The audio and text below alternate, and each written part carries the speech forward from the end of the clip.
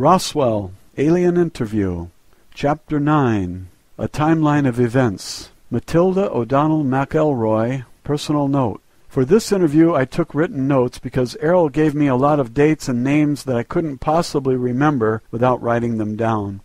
I didn't usually take notes, but during this lesson I thought it was important to get the information exactly as she gave it to me. However, I discovered that my note-taking made it much more difficult for me to focus on receiving the communication from Errol. I was sometimes so distracted by my own writing that I lost the train of her thought, so I had to ask her to repeat herself several times. Errol continued to stay in communication with the communications officer on the asteroid belt station, from which she received much of this information. Since Errol was an officer, pilot, and engineer of the domain, and not a historian, she had to get this information from records of reconnaissance missions conducted by other officers of the Domain Expeditionary Force. Official transcript of interview, top secret. The actual history of Earth is very bizarre. It's so nonsensical that it is incredible to anyone on Earth who attempts to investigate it. A myriad of vital information is missing from it. A huge conglomeration of non sequitur relics and mythology has been arbitrarily introduced into it. The volatile nature of the Earth itself cyclically covers, drowns, mixes, and shreds physical evidence. These factors, combined with amnesia, post-hypnotic suggestions, false facades, and cover manipulation, make a reconstruction of the factual origins and history of Earth civilizations virtually indecipherable. Any investigator, no matter how brilliant, is doomed to wallow in a quagmire of inconclusive assumptions, unworkable hypotheses, and perpetual mystery.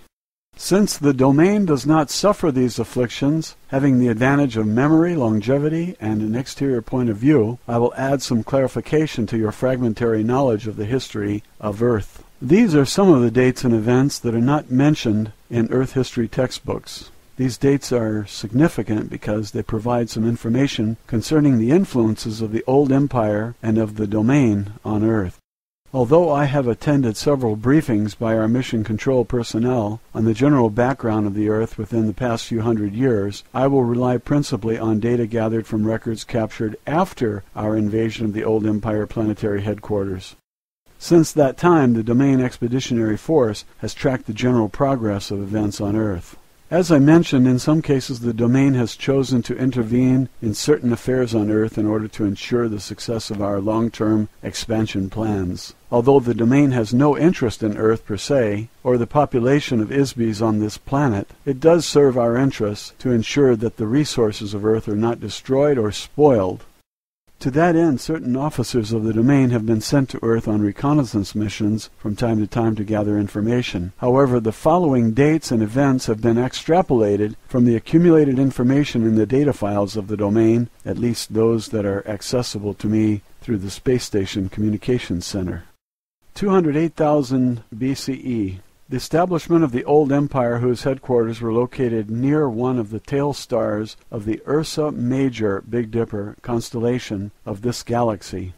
The old empire invasion force conquered the area with nuclear weapons sometime earlier. After the radioactivity subsided and the cleanup and restoration were completed, it received the immigration of beings from another galaxy into this galaxy.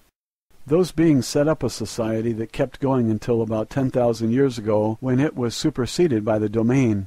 Very recently, Earth civilization has come to resemble aspects of that civilization, now that it has fallen out of its immediate control. In particular, the appearance and technology of transportation such as planes, trains, ships, fire engines, and automobiles, as well as what you consider to be modern or futuristic architecture, which emulate the design of buildings in the major cities of the old empire.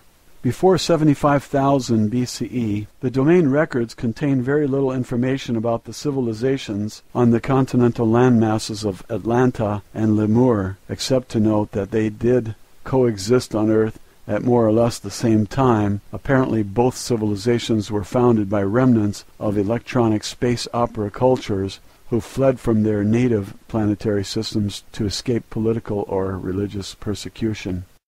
The domain knows that a long-standing edict of the old empire prohibits unauthorized colonization of planets. Therefore it is possible that their destruction was caused by police or military forces who pursued the colonists as criminals and destroyed them. Although this seems a likely supposition, no conclusive evidence exists that explains the complete destruction and disappearance of two entire electronic civilizations.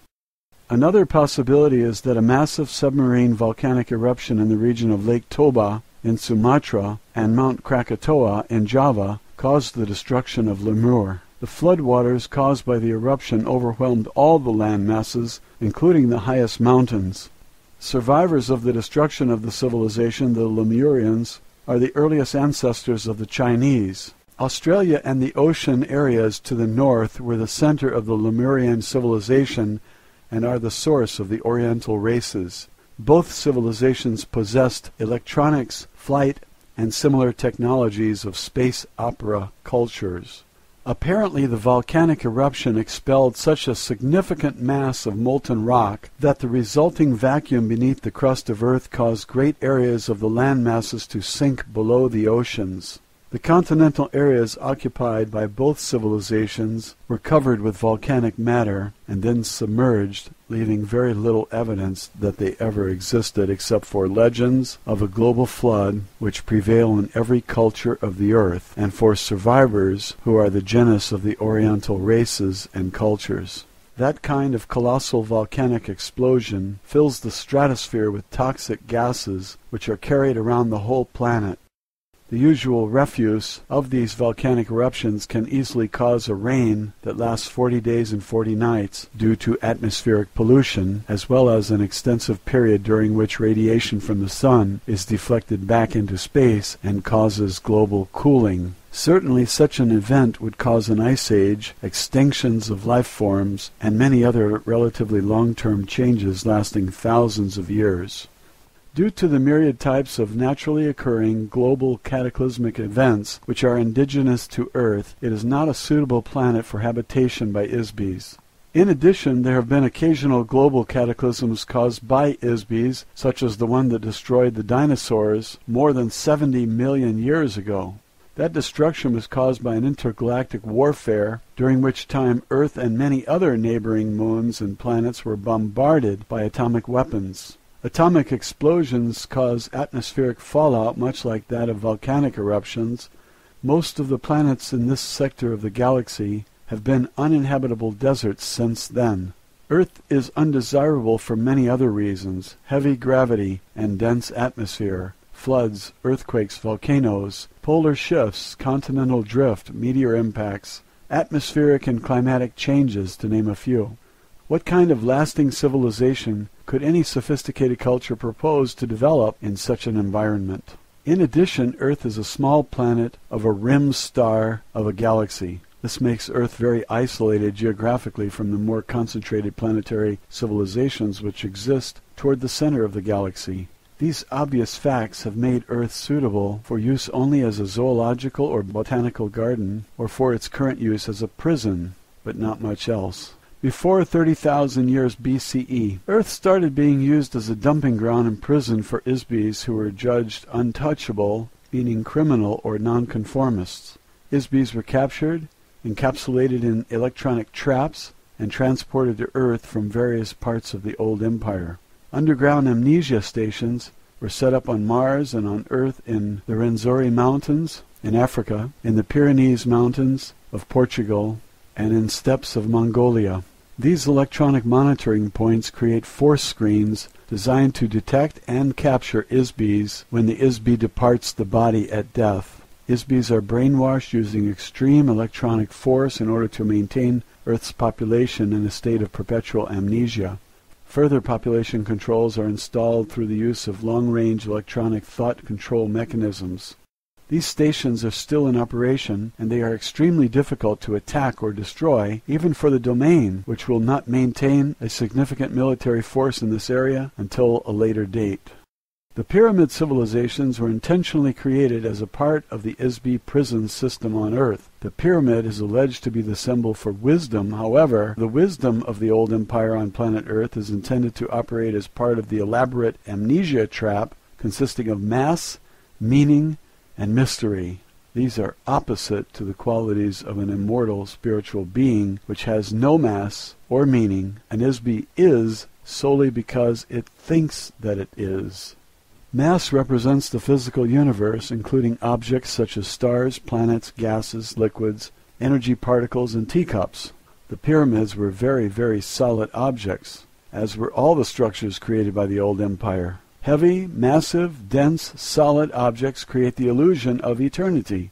Dead bodies wrapped in linen, soaked in resin, placed inside engraved golden coffins, and entombed with earthly possessions amid cryptic symbols create an illusion of eternal life. However, dense, heavy physical universe symbols are the exact opposite of an Isby. An Isby has no mass or time. Objects do not endure forever. An Isby is forever. Meaning. False meanings prevent knowledge of the truth. The pyramid cultures of Earth are a fabricated illusion. They are nothing more than false civilizations contrived by the old empire, mystery cult, called the Brothers of the Serpent. False meanings were invented to create the illusion of a false society to further reinforce the amnesia mechanism among the inmates in the Earth prison system. Mystery is built of lies and half-truths. Lies cause persistence because they alter facts which are comprised of exact dates, places, and events. When truth is known, a lie no longer persists. If the exact truth is revealed, it is no longer a mystery. All of the pyramid civilizations of Earth were carefully contrived of layer upon layer of lies skillfully combined with a few truths. The priest cult of the old empire combined sophisticated mathematics and space opera technology with their theatrical metaphors and symbolism. All of these are complete fabrications of truth baited with the allure of aesthetics and mystery. The intricate rituals, astronomical alignments, secret rites, massive monuments, marvelous architecture, artistically rendered hieroglyphs, and man-animal gods were designed to create an unsolvable mystery for the Isby prison population on Earth. The mystery diverts attention away from the truth that Isbys have been captured, given amnesia, and imprisoned on a planet far, far away from their home. The truth is that every single Isby on Earth came to Earth from some other planetary system. Not one person on Earth is a native inhabitant. Human beings did not evolve on Earth. In the past, Egyptian society was run by the prison administrators or priests, who in turn manipulated a pharaoh, controlled the treasury, and kept the inmate population enslaved physically and spiritually. In modern times, the priests have changed, but the function is the same. However, now the priests are prisoners too. Mystery reinforces the walls of the prison. The old empire feared that the Isbys on Earth might regain their memory. Therefore, one of the primary functions of the old empire priesthood is to prevent Isbys on Earth from remembering who they really are, how they came to Earth, where they came from. The old empire operators of the prison system and their superiors do not want Isbys to remember who murdered them, captured them, stole all of their possessions, sent them to Earth, gave them amnesia, and condemned them to eternal imprisonment. Imagine what would happen if all the inmates in the prison suddenly remembered that they have the right to be free.